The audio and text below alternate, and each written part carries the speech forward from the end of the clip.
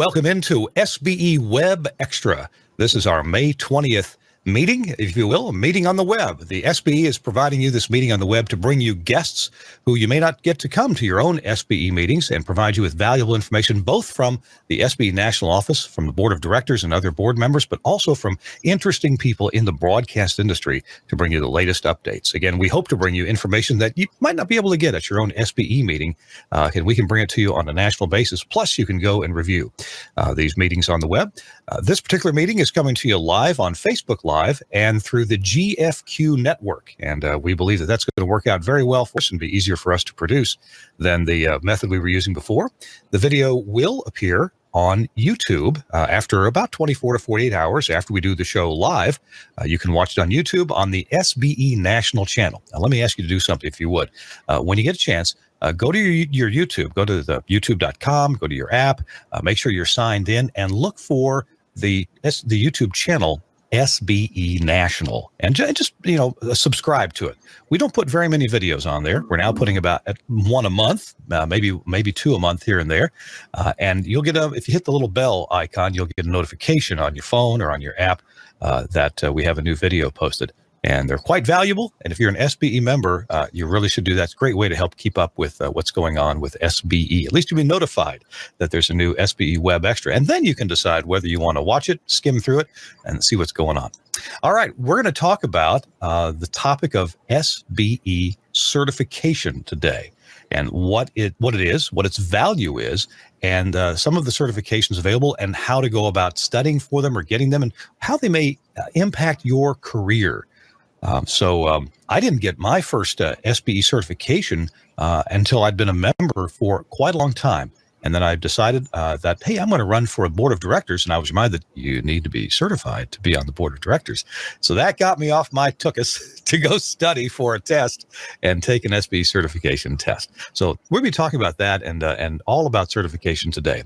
Let me bring in our guests. First of all, the National Certification Chair for the SBE, and that is Ralph Hogan. Ralph, welcome into the SBE WEBxtra. Thank you, Kurt. It's good to see you. I get to see you at the national meetings and so forth, but other than that, not too often. Ralph, how long have you been with SBE, and how long have you been the National Certification Chair? I've been with the SBE since about 1989, and I've been the certification chair for probably the last 5 years, maybe. I don't know the exact date. You kind of lose track after a while. And I'd love to have some conversation with you, maybe toward the end of the show, about some new methodologies and testing and policies and things like that, and how difficult it is to come up with questions for these tests that are effective. So anyway, we'll talk about that coming up. Also on the show with us is the retired Vice President of Engineering from Meredith Corporation, and that would be Joe Snelson. Joe, welcome into SBE WEBxtra. Thanks, Kurt. It's good to see you. Thank you. And I apologize for the slight defocus on this camera, but this camera is one that I had laying around here, and I did not have it in HD version, so I apologize. Well, I think the folks at Meredith are delighted that, when you retired from Meredith, you didn't walk off with a camera or two. So that's true. That points to your honesty. I'm sure you had a few junk ones laying around in the shop somewhere, but no, you got a webcam. It's probably good enough, to talk to kids, grandkids, relatives on Skype and that kind of thing. That's what's important. And you don't do this every day. So, Joe, you not only, retired from a good career with Meredith, and most recently you had been in Las Vegas for that, but you've also doing some outside consultancy. Can you tell us about that real quick? Yes, I'm doing some work for Dennis Wallace at Mintel, Scrignoli & Wallace consulting firm, and been pretty tied up with Repack and all of that. So both doing budgets and filing for reimbursements as well as engineering. Yeah, it's kept me busy.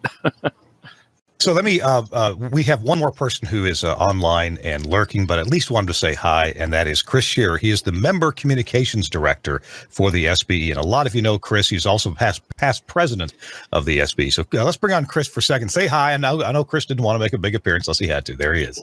All right, Chris. Good to Hi. see you, man. But you're standing by in case we have some super technical question.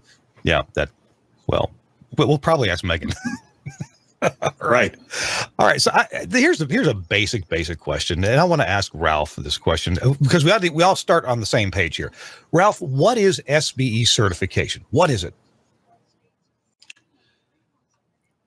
It's a certificate that's issued by the SBE to actually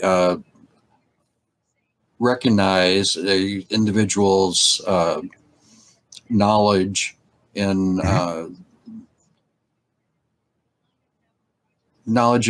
their experience within the industry.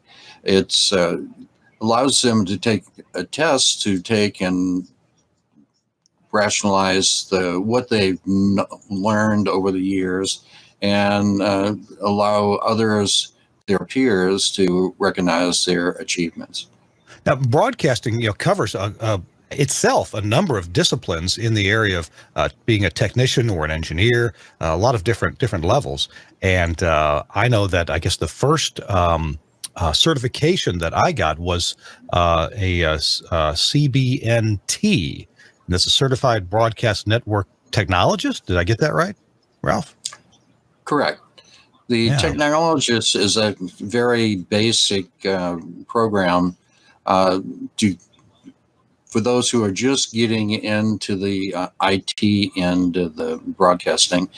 That certification, when we first rolled it out, was only going to be, we thought, was only going to be for a couple of years, and then we'd start rolling in IT questions into other engineering exams. Turned out that was so popular that we ended up keeping it, and we still have it today. Part of the problem with that basic certification is that some of the questions, actually a fair number of the questions, have become pretty much aged, and it's not quite as relevant as it once was. The CBNE, the network engineer, which deals more with the IP and subnets and more of what the broadcast engineer deals with on a day-to-day basis, is really the getting to be the basic level, entry-level IP certification. But the CBNT is still there. And that's the first one I got. In fact, this is an idea for something that a chapter can do.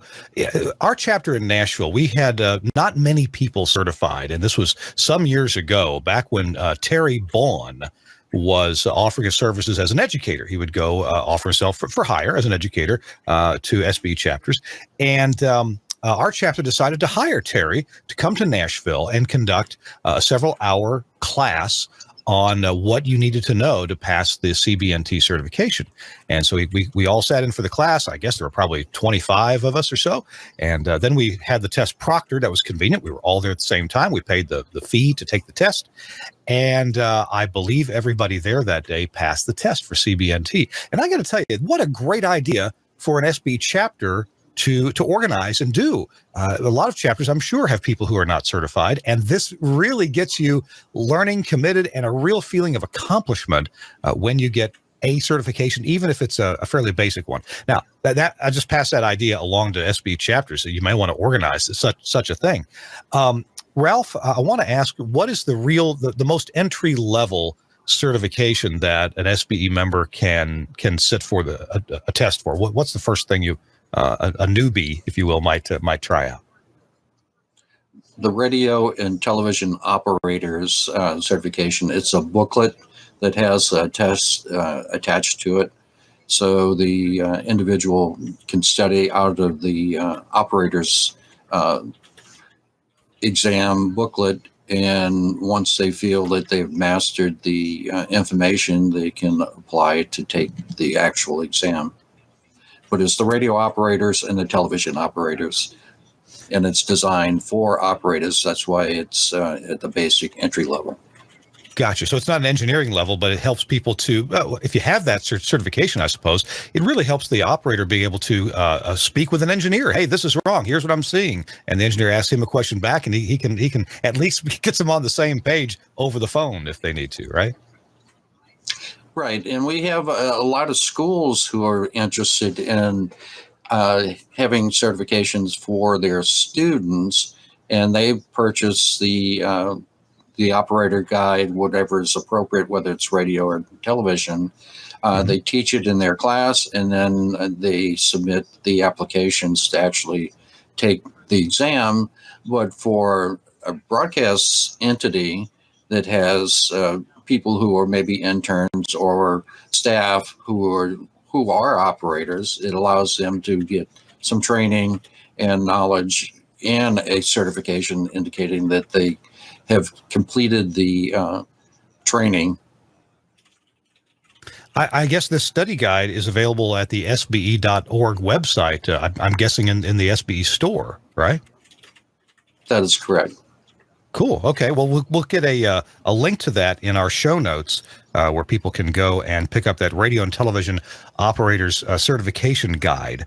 And I guess I should. Let me bring Joe into this question. Joe, I'm not sure what areas for sure that you want to talk about, but one thing is, I've heard here in Tennessee, in my home state, that the either the Department of Education or somebody in Tennessee has been talking with John Poray at SBE and maybe others about getting some certification going that's recognized, for example, by the state of Tennessee. And I believe there are other states that have recognized this as well. Joe, could you speak to that, or Ralph, either one? I'm going to hand that one to Ralph, since okay. You'd be probably more the appropriate one to answer that question. Ralph, how does the SBE operate with states in terms of recognition of certification? Well, we're actually having some difficulty with some states as far as the certification. There's state legislatures that are wanting to limit the certification process within their state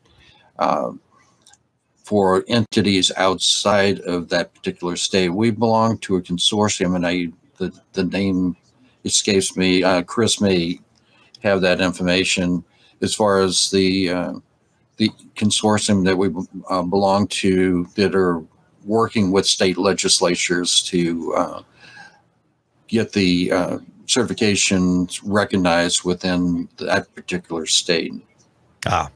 Yeah. We'll get a link to that in the show notes. Megan or Chris will chime in on that in the chat. I was just informed that now it's Wayne Pacina is filling the gap that Terry Bond left. He's providing CBNT education sessions like Terry Bond used to. So I love that CBNT. I thought it was enough information to help people get their feet wet in IT and relating our particular needs in broadcast with the sciences and the techniques and technologies that are in IT. So if you're an IT person, but you're really not sure what we do in broadcast or how IT works into broadcast, CBNT is great. And if you're a broadcast engineer and yet you're having a little trouble working into the IT world, well, the CBNT is great because for either discipline, it'll teach you enough about the other discipline to be a lot more effective with it. So yeah, we'll put what we can in the show notes after the show to give you some links to check into that. All right, so we've answered this question about what is certification. Let's talk a minute about what certification can do for a person professionally. I'm very proud to, whenever in my email signatures, I put CBNE, Certified Broadcast Network Engineer, and CBRE, Certified Broadcast Radio Engineer. So I've taken and passed both of those certifications. Joe, can you speak to us about the benefits professionally for someone with a certification from SBE? Well, as Ralph mentioned, I think when you open the program, Kurt, part of the whole goal of certification is recognition of an individual's their experience, their qualifications. And one thing about using the initials after the name, and I use the CPBE, which is the level I'm certified at, is an acknowledgement to people. And of course, when I use it, I even link underneath the the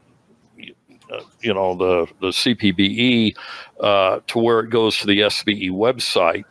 And so somebody reading an email and they see the appendage on their CPBE, they can click that, go to the website, and then the website further explains what that means. So I think it's pretty important because as you communicate with clients, prospective employers, peers, it demonstrates, or at least shows to them, that you're serious about the business you work in, and you've gone through the trouble, not really trouble, but I should say you have made the efforts to be certified and recognized by a society of your experience and qualifications. What a great idea to link your in your email SIG to CBSE, CBRE, whatever you are, whatever certifications you have, so people will click on that and know what it is. That's a great idea. I'm going to do that right after the first. That's my first action item, right after the show. Right after I learn how to unmute the speaker, the microphone too.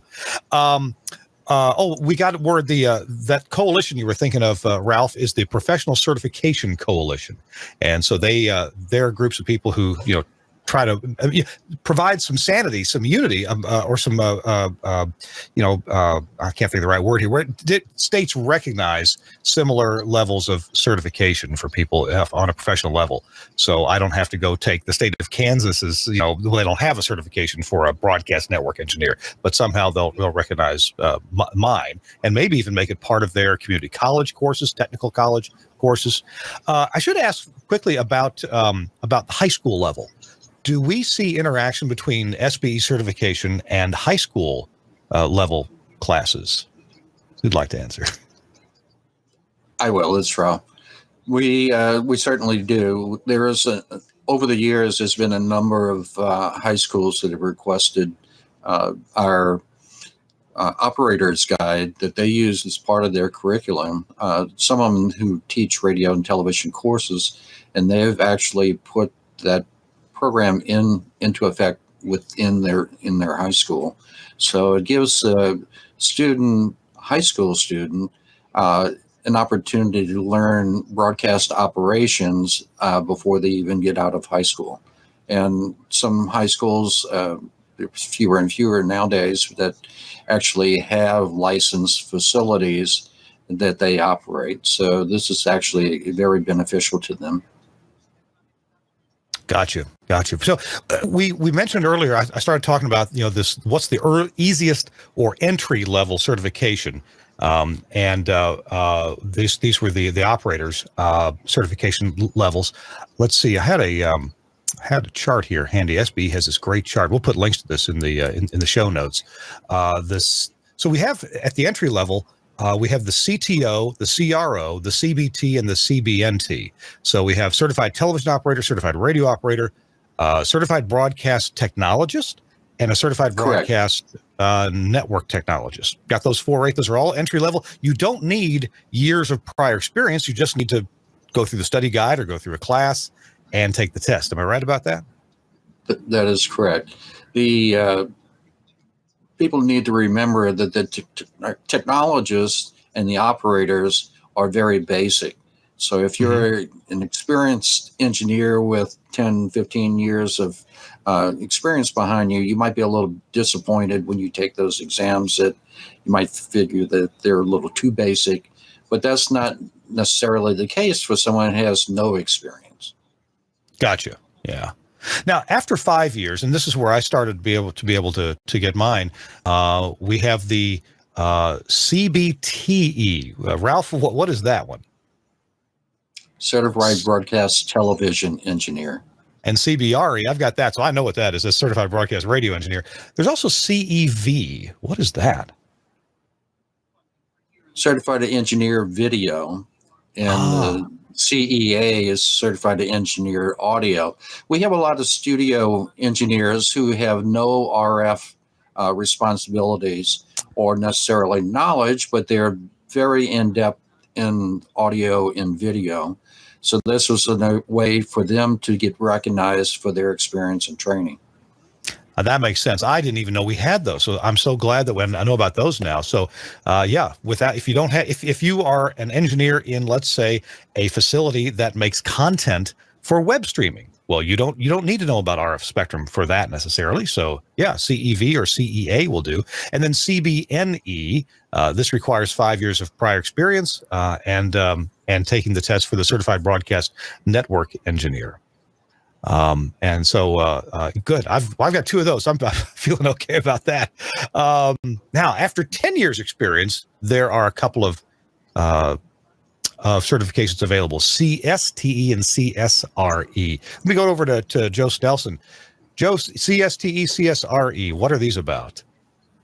Well, these certifications require at least 10 years of experience in either radio or television, depending on which one that you're striving to get, and they require sitting through an exam, which usually consists, well, it does consist of 50 questions, multiple choice, and that's what's required on the senior level. And I'll also add that the senior level exams also include an essay question. So yeah, that's kind of the highlight of those 2 exams. 10 years. And you said the key word there, and that's senior. The CS stands for Certified Senior Television Engineer, Certified Senior Correct. Radio Engineer. There's now we're going to get to a couple of specialist certifications, which I think are cool because I like to see. Some of my friends have gotten these certifications. We'll get those in a minute. But the highest level is the Certified Professional Broadcast Engineer, and I got a feeling that of the 3 of us, I'm probably the only one that doesn't have that. So, Joe Snelson, tell me about the CPBE, which you said you are proud to have. Yes, the CPBE is based on 20 years of experience, and there's a number of qualifications that go with that. First of all, to apply for the CPBE level, you have to hold a 10-year level, which would be either the senior certified radio or television. So that's the kind of the prerequisite to even become a CPBE. And then when you apply for that, the other requirement is the submission with your application of 3 letters. And 2 of those letters would be from individuals that hold either a professional engineer or certified professional broadcast engineer by the SBE. And then the 3rd letter would be from somebody that has supervised your work. So it could be your employer. Now, in some cases, your employer may happen to be an individual that already holds a CPBE certification. So if that's the case, then only 2 letters are required. Otherwise, it would be 3. And then the other thing that is required is when you submit your application, you basically provide a statement that basically gives your background of experience and why you feel you're eligible to be a CPBE. And then you collect all of that, send it in with your application and the appropriate fee, and then it is processed by both the local chapter level, that local chapters review certification applications, and then it's also reviewed by the the SBE National Certification Committee. Understood. Very good. So we have some special certifications as well. And I want to ask Ralph about these. The first one is 8VSB. Now, as a radio guy, I see the V in there. I think it stands for video. So, Ralph, tell me about 8VSB. I think you're 100% correct. The 8VSB was established when we did the digital conversion from analog video to HD. The 8VSB is a coding technique for digital television, and that was the MPEG 2 coding. So we had a specialist to recognize those individuals who learned about the new technology and distribution methods for digital television. And it's Gotcha. a specialist which is added on to one of the certifications 5 years and above. Okay. All right. So I might have a CBRE, or I might have a video, television, CTR, geez, it's CBTE, right? And I might add an 8 VSB to it, right? Correct. Okay. All right. Phew. All right. Good. There's now, not to be left out, radio has something for AM directionals, and I've dealt with AM directionals. Oh my goodness, I'm glad I never had to design one. You leave that to the real professionals. But there's a certification for AM directionals. What can you tell us about that, Ralph? The AM Directional is a specialist certification that tests your knowledge of directional systems, and it gives some different models of in different types of directional AMs, which is becoming more and more of a lost art for new people coming into the industry. As people are gradually retiring and leaving the industry, the AM is becoming, as far as people actually knowing how to tune and design an AM array, is becoming smaller and smaller, that pool. I'm thinking that engineers who have been around radio for a long time and maybe have taken care of one or more, several AM directionals, and they have a pretty good idea of what they're doing with it, this might be a great add-on certification for them to demonstrate their years of knowledge and their practical experiences and their understanding of what's going on with an AM directional array. So it wouldn't just be for someone young in the industry. Somebody who's got experience would be able to pass the test with some study and application, right? Correct. Yeah. That's what the whole program's all about, is to take and recognize an individual's training and education. Then the last specialist certification is DRB, Digital Radio Broadcast Specialist. Ralph, what's that one about? What kind of digital radio are we talking about here? What we commonly term as HD radio. The specialist came out, it was rolled out about the same time as the FCC adopted the HD radio in the rules. So it's an opportunity for those who have knowledge about digital radio, the way of showing their experience in education. We also go ahead. Kirk, just to let you know, there's another pending specialist certification that's just starting to come online. The SBE Certification, National Certification Committee, is working with ATSC on developing a new specialist certification with ATSC 3.0. That's still in the development stage at this point, and we're hoping to have that completed in availability for testing by the November exam time.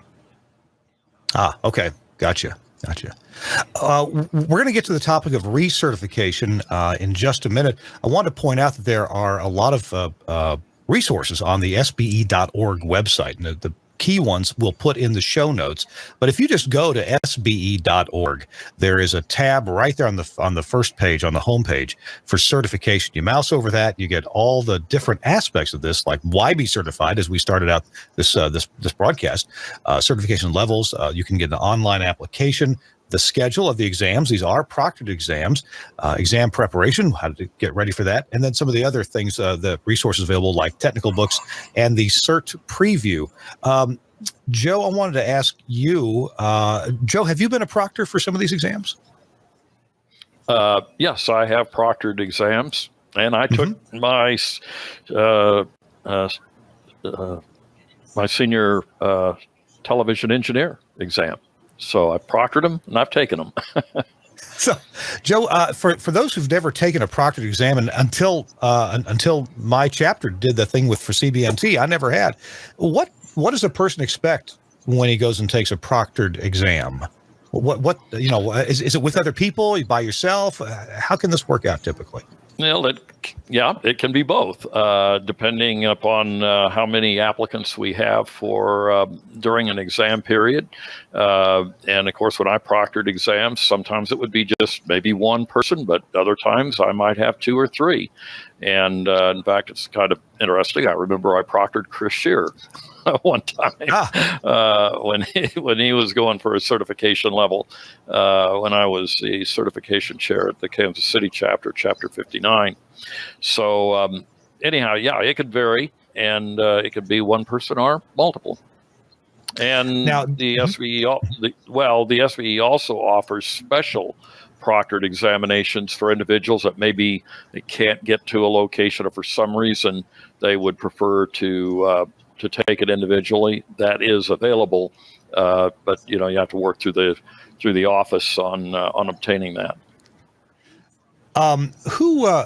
Who's qualified to proctor an exam? That is to look over someone or people who are taking the exam. Who's qualified?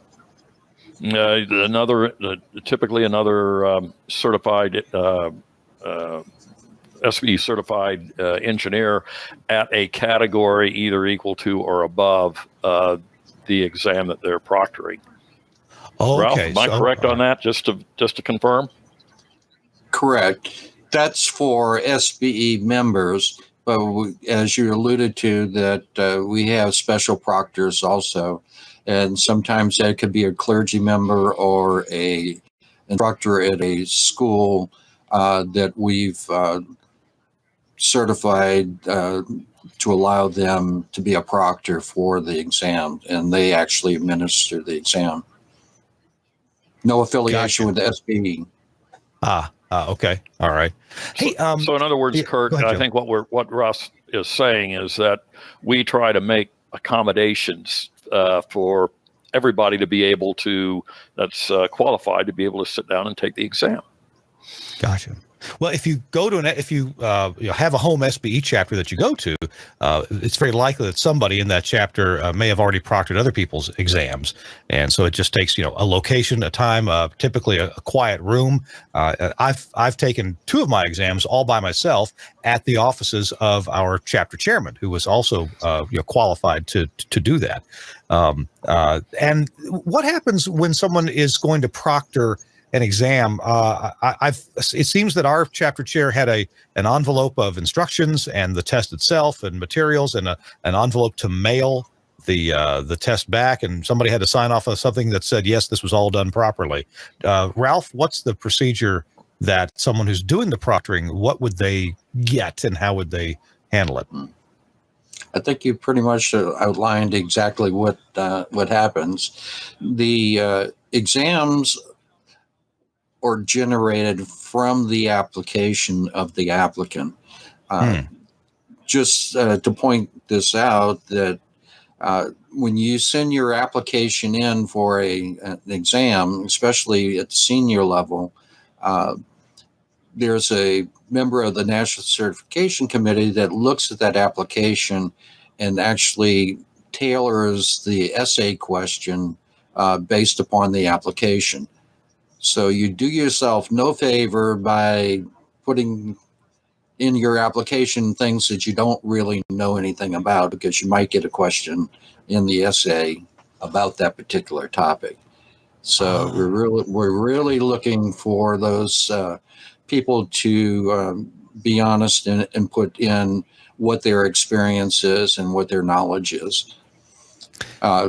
Once that is designated by the certification committee, Megan actually runs the exams, and they're tailored to each individual. So the exam is specially designed. So if we have 5 people sitting in a room, even at the same level, they will not get the same exam. They will get a different exam out of the multiple choice questions. The pool will be randomly selected. Once that's done, I'm sorry. Go ahead. Go ahead. once that's done, then the package is put together. The individual's name is put on an envelope. If it's an essay, then the essay questions will be included with the multiple choice questions. There's a survey that's put in there. There's some graph paper for those who need to make some calculations on the exam, and it goes off to the proctor, whoever's proctoring the exam. Gotcha. Okay. What about open book, closed book? What materials? Can you have a phone with you or internet connection? What's allowed for help during the exam itself? Can I phone a friend? No. Okay. That's about the only thing you can't do. In 2017, we changed our way that we allow people to take exams. The individuals can go through a process of either books, or they go through different opportunities or different ways of actually taking their exam. And the thing that can't be done is you can't use a phone during the exam period. Smartphones you can use if you have a network connection to get you to the internet, but you can't use phone. You can't use text messaging. The idea is that you can use that as a reference tool, as long as you're not using your buddy as a reference. Okay. So I could Google something if I needed to look up a definition or something like that. And I guess we're tailoring the questions to not make them things that are just easily, hey Siri, and find out what it is. Oh, I just woke up my phone. Sorry. But questions that maybe require a bit of thought, even if you do have to look something up on the internet. Would that be right? The questions are actually composed by broadcast engineers utilizing practical experience. So likelihood of finding a lot of the answers on the internet is pretty slim. Definitions you might be able to, but as far as the practical experience questions, those require knowledge of the subject matter. I had a conversation years ago with a friend, I think a friend of everyone here, and that is Tom McGinley. And Tom McGinley said, whenever I interview a candidate for an assistant engineering job at my radio stations, I always ask, to what, how many ohms would be the right load to connect up a transmitter that had a 50 ohm characteristic impedance output? And he said, you'd be surprised at how many candidates for the job or applicants had no idea. And so then the candidate would leave, and Tom would say, well, he was a little light in Ohm's law. Yeah, a good basic question. And that's something that you really couldn't Google that answer. You have to understand the application of the technologies. Let's talk about recertification, because I've gone through that a couple of times, and I know a lot of SBE members have as well. Joe, would you mind talking about recertification for a minute, and then we'll let Ralph fill in whatever gets left out. What is recertification, and basically how do you go about it? And I guess that implies there's a time limit to a certification. Yes, that's right. There is a time limit, and I apologize. I've got to get my blinds closed over here because I'm getting a lot of extra spill light. So just bear with me a moment. But I mean, I'm going to have somebody close them. So I apologize. The power of Joe Snelson. Close the blinds. Yeah, right. Get a lot of extra ambient light. It's actually snowing here in Colorado right now. Oh, my goodness. So, wow. Anyhow, so certification. Certifications go for a 5-year period. And at the end of the 5 years, you need to be recertified. And there's several different ways you could do that. The first one, which I would probably say very few do, would be to just take another examination again and be recertified. The other method is by recertifying by points, a point system. And in the point system, and by the way, this is all spelled out very nicely on the website, and there is also available on the website a manual that is both for membership and certification, and it spells all these out. But each, depending on your level of certification, you will need a number of points to be able to recertify. And give you, for instance, here, let me go over here to my page. For the CBNT, the CEA, the CEV, basically all of the basic certifications, you need to have at least 20 points to recertify. For the senior level, it requires 25 points, and for the professional broadcast engineer, it requires 30 points to recertify. And the recertification points are derived from categories. We label them on our website as categories A through J. And so the 20 points need to come from, 20, 25, or 30 points, whatever's required for your recertification, needs to come from at least a minimum of 4 of those categories. Now, I would probably say in my experience, since I've been a member of SBE since about 1978 and certified since 1981, I was easily able to meet 3 of the 4 categories without doing much of anything other than just participating in the activity. The 4th category wasn't difficult at all to meet, but something nevertheless that required a little bit more work. And to give you an example, the 3 categories that's pretty well easy to fulfill would be employment in broadcasting in some capacity. And if you're a manager, you can gain even more points through that way. That's under category A. Category E is membership in an organization. And that would be either an SBE or another type of organization similar to like SEMTI or AES. And then the third one that's easy is attendance of chapter meetings. So as you can see, it'd be pretty easy to meet those 3 categories. Then from the remaining categories that are on there, all you got to do is be able to at least get a point or 2 in those categories, and you're golden. And I think the biggest problem for most people on the recertification is that of the is keeping track of their points. And I used to keep a little booklet.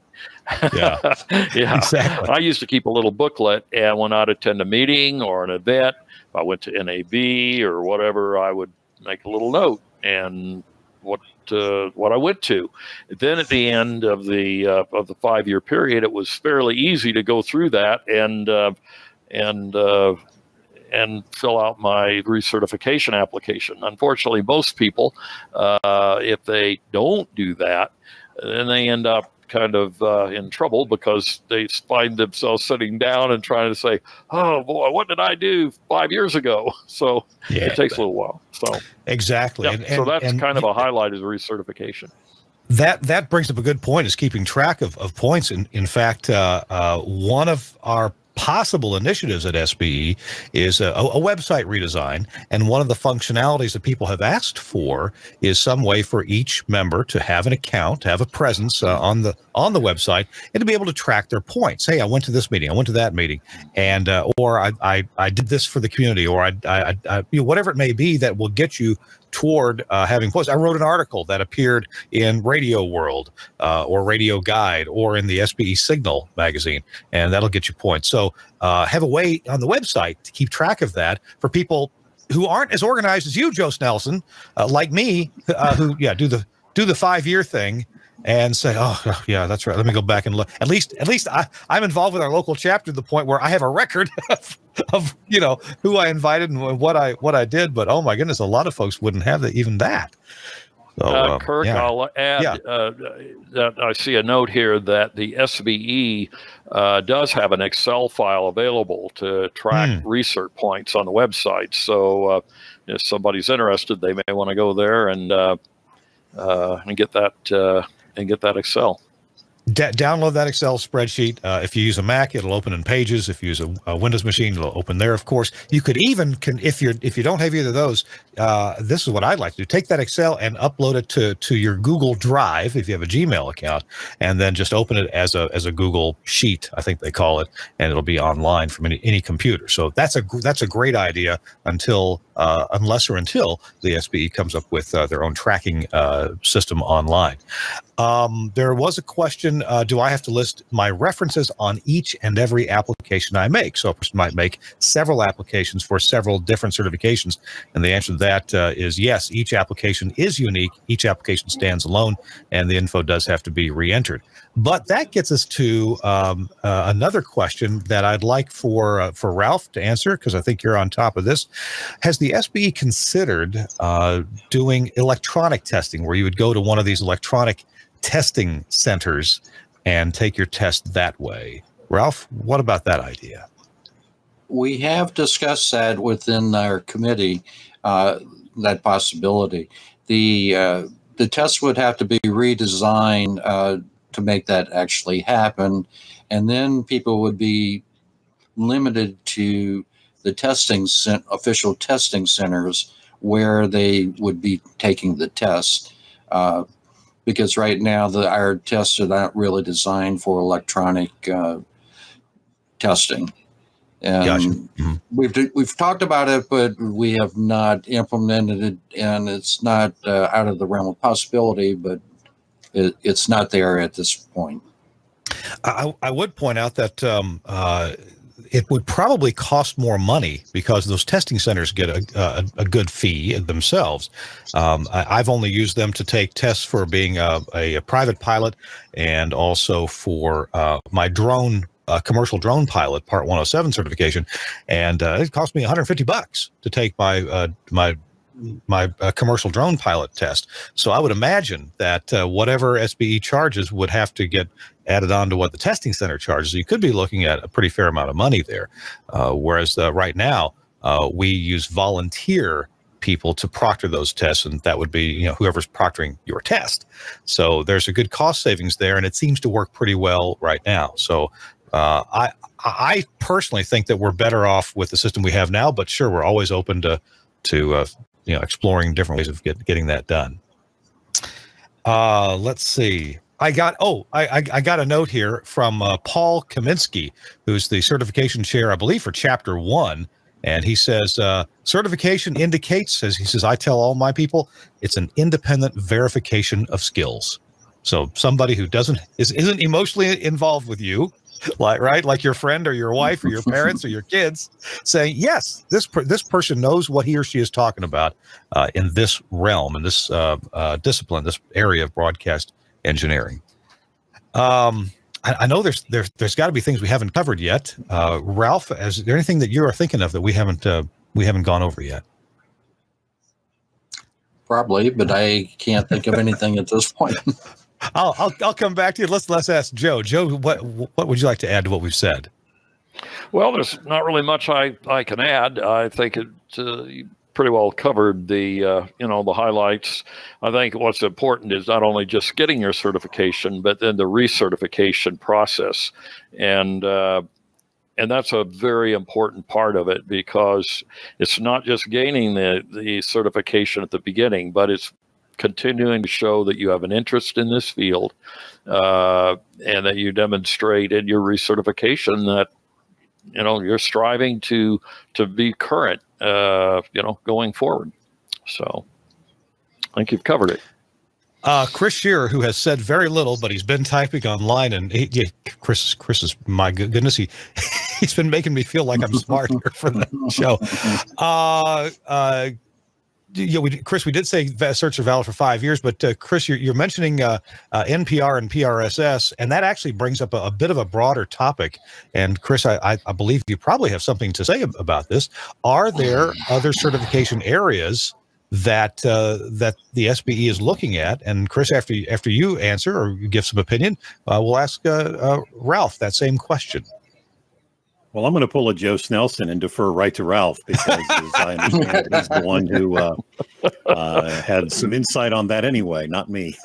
All right, Ralph, I think you already mentioned one that we're looking at doing. So talk to us about areas of certification that may be coming up in the future. Well, one thing that actually is coming up right now is that the National Public Radio satellite system is putting together a package that they're looking to market to station managers to get their technical staff certified and trained. They've talked to SBE, and they're actually using some of our programs for the certification process, but the program has just been rolled out at the NAB. It was announced then, and there are some details that are still being worked out, but my understanding is there's at least a couple of station managers around the country that are taking advantage of this and are going to have their whole engineering department become certified under one umbrella at one time. So this is a big benefit to the broadcast entity by putting everybody together. And it also means there's a commitment from station management to support the engineering community in the way of certification. So I see this as a big plus for everyone. That's such a great idea, is having a number of members of your staff certified together. It certainly builds camaraderie, but it also lets people hold each other accountable, because you know what that other person should know because you took a test on it and passed it. I think there's some accountability that can be brought in there. It sounds like great team building to have people work together for that. It certainly was for our chapter in Nashville when we did the CBNT thing some years ago. I think we're about to reach the. One more thing. The certifications are valid for 5 years. What is there any magic about 5 years? It seems like just the right amount of time when you ought to be certified somehow, show that you're keeping up with technology. Why 5 years? I can answer that. Our committee was charged with looking at the 5-year cycle, and that was an outcome of our SBE strategic planning. We looked at it, and we looked at what was being required and the opportunities for the whole engineering community, not just individual locations. And it appears that what you can't do in 1 and 2 years, or maybe even 3 years, it may take you a little bit longer to achieve those requirements. So it's one of those things we're going to continue to look at, but right now the 5 years still seems to be about the magic number for us. Seems about right for me too. That is definitely the limit of my memory for filling out credits for recertification. Joe, what do you think? Yeah, I think we touched on it in 5 years, and that also seems about right when you compare it with other professional organizations that do certification. So Chris here reminds me to get the Excel file, and so I will absolutely put the link to that in the show notes. So you can just click the link, download the Excel file, and either use it as an Excel, as a Mac, Pages, or what I'm going to do, upload it to my G Drive, put a little bookmark to that right on my bookmarks bar, and anytime I do something, I'll just open that file and fill it right in. It'll be there. As long as Google's there, it'll be there. All right, gentlemen, thank you so much for take the time to talk about SBE certification and its value. And I just have to reiterate its value. It's valuable to me personally because of the pride that I'm able to get out of putting those letters, those certification indications after my title in my email sig. And Joe, what a great idea to link those to what they mean. You know, I get emails from a real estate agent, and it's got all those gobbledygook letters, but I have no idea what that means. So maybe they should do the same too. So what a great idea! And I want to encourage chapter chairs, and it should be a topic at your chapter meeting. In fact, maybe John Poire can put this out again in his monthly letter to chapter chairs to talk about, hey, maybe our chapter ought to get together and either study on our own or bring somebody in to teach a class on something that you can get without having 5 years of experience, something you can sit for a test and get, like the CBNT, which I think is a very, very valuable thing to have to get started with audio over IP and all the things that you need to know about to do IT work in the radio station. Any final comments, Ralph, Joe? You just chime right in. Well, I'm very happy that you invited us to participate in this WEBxtra meeting, and hopefully everyone learned a little bit more about the national certification process and some of the things that go on behind the scenes, and not just getting the exam when you sit down during an exam period. Gotcha. Yep. Yeah. I love to keep on learning all the time. And hey, I got to give a little plug for the SBE's Engineering Handbook. I'm not sure who can best speak to that, but I didn't nearly know that I was actually buying one, but on a live program that we did from an SBE meeting, I said, I'm going to go buy the book. And sure enough, they had it waiting for me along with the credit card machine right there when I got done with the show. But it is a fantastic book, and it can lead you to an enormous amount of information that'll get you ready to answer the exam questions. Ralph, do you know much about the SBE Engineering Handbook?